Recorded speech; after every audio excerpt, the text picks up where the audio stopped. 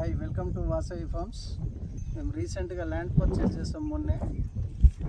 1.5 acre land ఉంటుంది. ఇట్ side రా.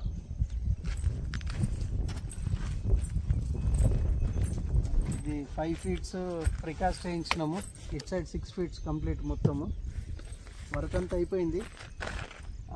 తీసుకొని ఒక 10 days అలా అవుతుంది, కానీ గడ్డిది వర్షాలకి బాగా మొలిసింది లోపల.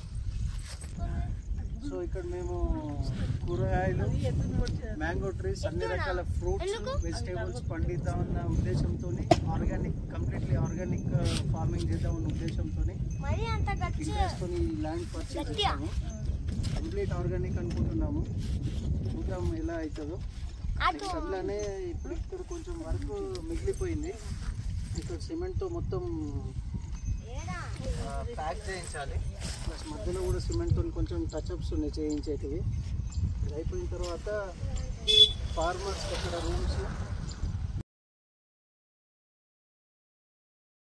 అలాగే అటు సైడ్ కౌ షెడ్స్, ఒక 2 ఆవులు తెద్దామనే ప్లాన్లో ఉన్నాము.